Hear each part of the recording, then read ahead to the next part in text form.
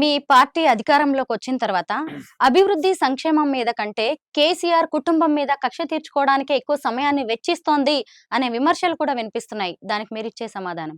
తెలంగాణ రాష్ట్రంలో Congress party December 3వ తారీఖున రిజల్ట్ వస్తే 7వ తారీఖు నాడు క్యాబినెట్ ప్రమాణ స్వీకారం చేసి ముఖ్యమంత్రితో కలిపి 12 మంది ప్రమాణ స్వీకారం చేసిన తర్వాత తెలంగాణ రాష్ట్రంలో మీరు చూడండి ఎప్పటికప్పుడు రివ్యూలు నిర్వహిస్తూ, అదే కాకుండా ఇరిగేషన్లో ఏం జరిగింది, సివిల్ సప్లై డిపార్ట్మెంట్లో ఏం జరిగింది, విద్యుత్ శాఖలో ఏం జరిగింది, ఆర్థిక వ్యవస్థ ఏమి ఉందని చెప్పేసి ప్రజలకు తెలియజేసే దానిలో భాగంగా కాంగ్రెస్ ప్రభుత్వం శ్వేతపత్రాలు రిలీజ్ చేసింది. అసెంబ్లీలో చర్చ కూడా చేసినాం మనం.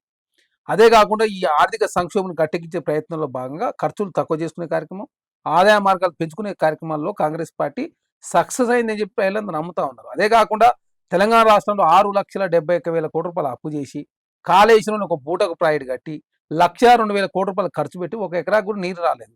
మరి అట్లాంటి నీళ్లు రాని ప్రాయిడ్ కట్టినందుకు కేసీఆర్ గారి మీద విచారణ జరుగుతుంది. అదే కాకుండా డ్యామ్ సేఫ్టీ అథారిటీ వాళ్ళు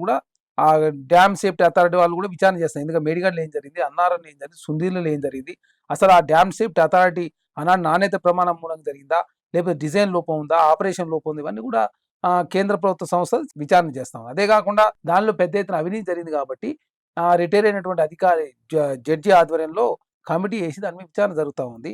అదే కాకుండా తెలంగాణ రాష్ట్రంలో గతంలో 25వ తారీఖు 20వ తారీఖు జీతాలు ఇచ్చేవారు. కానీ ఇప్పుడు తెలంగాణ రాష్ట్రంలో 1వ తారీఖు నాడే జీతాలు ఇస్తా ఉన్నాం. తెలంగాణ రాష్ట్రంలో అంటే కాంగ్రెస్ ప్రభుత్వం మంచి పరిపాలన అందిస్తుందని చెప్పి ప్రజలంతా నమ్ముతా ఉన్నారు. యథేచ్ఛగా ప్రజావాణి జరుగుతూ ఉంది. సెక్రటరీ ప్రజలంతా వస్తూ ఉన్నారు.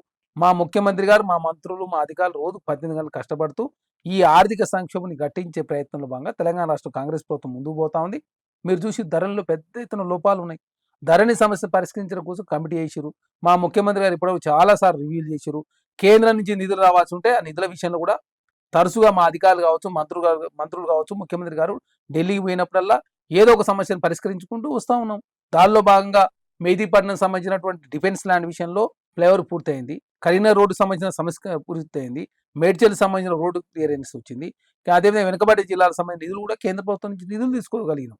అంటే తెలంగాణ రాష్ట్రంలో కాంగ్రెస్ ప్రభుత్వం మంచి ప్రజారంజక పాలన అందిస్తూ, అదే కాకుండా తెలంగాణ రాష్ట్రంలో గత ప్రభుత్వం చేసినట్టు తప్పుల విషయంలో ఖచ్చితంగా, ఎందుకంటే పారదర్శకంగా వారు చేసిరా లేదని తెలుసుకోవడం కోసం ఖచ్చితంగా ప్రజల గురించి దానిలో భాగంగా విచారణ జరుగుతూ ఉంది.